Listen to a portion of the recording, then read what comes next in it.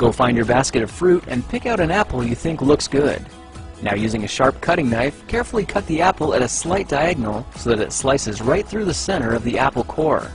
While we're here, let's save 2 of the seeds because we'll be needing them later. Now that we've got our 2 halves, let's take the side that still has the bottom attached and place it face down on a cutting board. We'll need to place 2 butter knives perpendicular with the top and bottom of the apple. Now we can carefully cut down along one side of the apple core until the knife bottoms out on our makeshift spacers, then use the spacers as a guide to gently cut in from the side. When the 2 cuts meet, you'll have an apple wedge that pops right out. And while we're here, let's cut a piece from the other side the same way. Now our goal with these is to cut out 3 more L-shaped wedges about 1/4 inch thick. And this time, rather than cutting in sideways toward your fingers, try turning the piece over so you can cut downward and meet the first cut at the bottom. Now with a little wiggle, a new apple wedge should break free. If you repeat the process 2 more times, then stagger the pieces back together, the effect is a beautifully layered wing. Now just cut the other piece the same way, and your swan's body should look like this.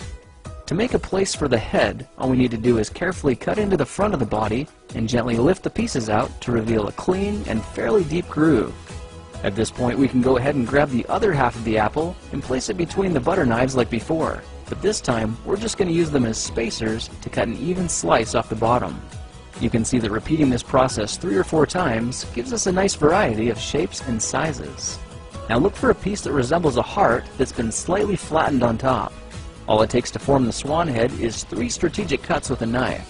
I made 1 angled cut to form the head, a horizontal cut to form the neck, and 1 slanted cut at the bottom for the base.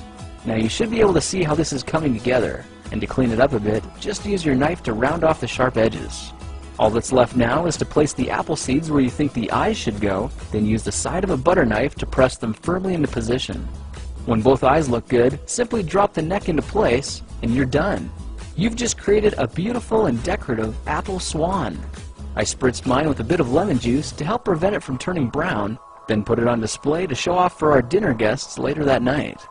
If you try using different apples, you'll get a nice contrast of colors, and every bird will look a little bit different. Well, now you know how to take any ordinary apple and turn it into a decorative and edible apple swan. If you like this project, perhaps you'll like some of my others. Check them out at thekingofrandom.com.